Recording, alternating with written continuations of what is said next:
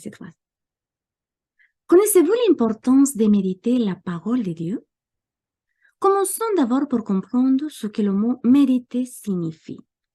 Et cela veut dire réfléchir au sujet de quelque chose, considérer cette chose-là, planifier en pensant, une idée, une pensée bien déterminée. Et en grec implique l'idée de faire tourner quelque chose dans la tête. Et vous savez, ce mot méditer, il peut aussi être traduit par le mot imaginer. C'est très intéressant, n'est-ce pas?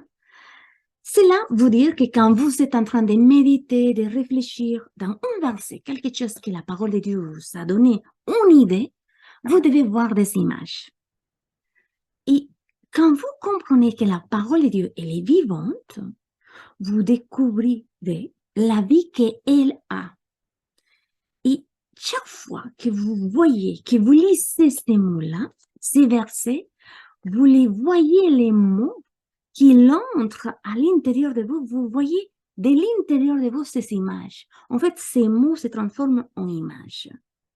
Ceci va faire que vous pouvez être transformé de gloire en gloire. Parce que vous commencez à contempler, comme dans un miroir, sa gloire. Et ce regard vous changera de l'intérieur vers l'extérieur. Parce que la parole de Dieu va entrer en vous. Ces mots, vous le verrez, se feront vivre en vous. Il va vous faire changer votre façon de penser, de voir, réagir. C'est un changement de l'intérieur vers l'extérieur. Car la parole de Dieu est vivante. Avec cette base, on peut dire qu'on doit méditer la parole de Dieu avec deux raisons. En tout cas, ce que je pense que pour moi, c'est très important. La première, tout d'abord, c'est pour réfléchir à partir d'une conscience juste. Car vous commencez à renouveler votre façon de penser, votre nouvelle façon de penser. Et ça va faire que votre façon de parler, de voir les choses, vont commencer à s'aligner avec la vérité de ce que la parole de Dieu vous révèle, ce qui est écrit, basé par rapport à la nouvelle alliance. Et la deuxième raison, c'est pour entrer en contact avec Dieu, pour connaître Dieu, pour entrer dans une relation plus étroite avec l'auteur de cette parole. C'est lui qui l'a écrit. Vous savez, cela aussi peut être possible à travers la prière, de la louange, de l'adoration. C'est-à-dire, en réfléchissant, en pensant, en considérant qui il est, vous commencez à vivre et à constater que la parole de Dieu, elle est vivante. Et plus vous appliquez ça, ça commence à poser la question. Comment je dois méditer la parole de Dieu? Vous voyez, moi j'utilise quatre points, si vous voulez. C'est la façon qu'à moi ça m'aide. La première, c'est qu'elle peut se faire à partir d'un thème. Je choisis un sujet, par exemple, pour le méditer. Le thème du baptême, par exemple. Vous allez vous regarder en grec le mot qui vous dit en hébreu, avec un bon dictionnaire pour vous aider. Vous trouvez la racine, l'étymologie de le mot. Et vous réfléchissez au verset où il se trouve ces mots, les contextes qui sont dans ces versets où vous trouvez ces mots mentionnés. Et vous verrez que ça va vous conduire à étudier, par exemple, la foi, le pardon des péchés, la repentance, la conscience, l'invocation du Seigneur Jésus-Christ. Ça vous amène à aller beaucoup plus loin. En fait, il s'agit de réfléchir aux questions que l'Écriture va soulever. Quel est le but du baptême? Est-ce qu'aujourd'hui, il est encore important de se baptiser? Quelles sont les conditions et en quel moment je dois me baptiser? Deuxième, vous aussi c'est faire à partir de l'étude biblique d'un livre de la Bible.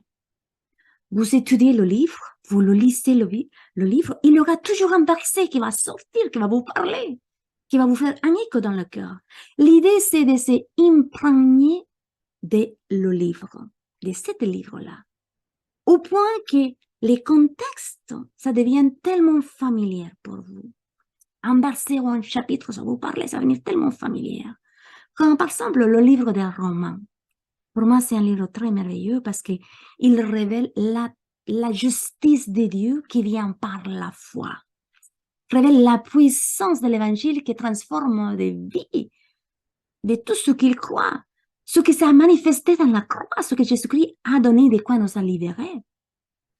Le livre de l'Éphésiens, c'est, selon moi, c'est le premier livre que toute nouvelle croyante doit le lire, parce que cela montre notre réalité spirituelle, votre nouvelle nature, ce que Dieu vous a donné, comment vous a possessionné, et de là, comment Dieu vous voit. C'est merveilleux, ce livre-là. Troisième point, elle peut se faire en étudiant un mot. Vous prenez un mot, pareil, vous trouvez la signification de ce mot, de ces verbes. Par exemple, le verbe justice, le verbe croire, le mot Seigneur, Jésus-Christ, que signifie Christ, etc. Plus vous vous enracinez d'un mot, vous comprendrez beaucoup plus clair ces versets, ce qu'il veut vous dire, ce qu'il veut vous transmettre. Et une quatrième chose, c'est en étudiant un paragraphe de la Bible. Vous savez, dans le Psaume, dans les cantares, dans les livres des proverbes, en Isaïe, toujours il y a des phrases, des paragraphes. Car, en fait, ces paragraphes, cette union, cette idée, contiennent une pensée principale bien élaborée parce que l'auteur, il voulait nous informer, transmettre une information très importante au sujet. Le sujet, il est très important. Comme par exemple, ce qui dit dans le Psaume, oui, le bonheur et la grâce m'accompagneront tous les jours de ma vie. Et j'habiterai dans la maison de l'Éternel jusqu'à la fin de mes jours. Ça, c'est merveilleux parce que c'est un paragraphe, c'est un verset. N'oubliez pas que les chapitres, le numéro et les versets, c'est l'homme qui l'a mis, mais à la base, c'est des lettres. Et c'est des paragraphes. Et ces paragraphes, en fait, vous fait voir que vous avez une année complètement bénie, tous les jours, à chaque instant de cette année, vous êtes bénis. Parce que le bonheur et la grâce de votre Dieu vous accompagnent tous les jours de votre vie. Et que ça vous fait aussi comprendre que vous habiterez dans sa présence tout le temps et d'une manière éternelle. Quand vous méditez la parole de Dieu, quand vous êtes en train de lire, prenez un temps pour faire attention, très particulièrement la ponctuation, point virgule, point d'interrogation. Mais pourquoi cette question est-elle posée? Qu'est-ce qu'il veut me transmettre? Qu'est-ce qu'il veut que je comprenne en posant ces questions? Vous savez, méditer la parole de Dieu n'est pas seulement une étude des mots. C'est aussi la manière plus facile pour chercher Dieu, qui c'est lui qui l'a écrit, pour connaître, pour vivre toutes ces promesses que Dieu nous a données. Si vous ne connaissez pas encore le Christ, je vous encourage vraiment d'ouvrir votre cœur, de pouvoir dire avec un cœur honnête les prières qui vont sortir au final de la vidéo. Pas simplement le dire pour le dire.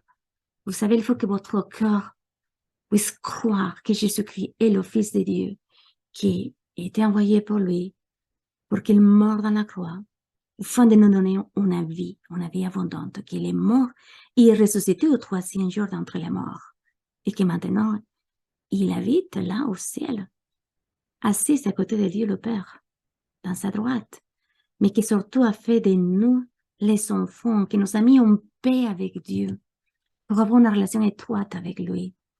Et vous devez croire ça, et le avouer avec votre bouche.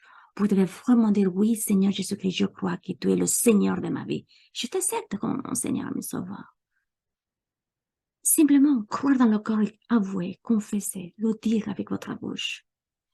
Et si vous êtes déjà croyant, né à nouveau, depuis longtemps ou de maintenant, n'oubliez pas que vous êtes déjà béni en Jésus-Christ.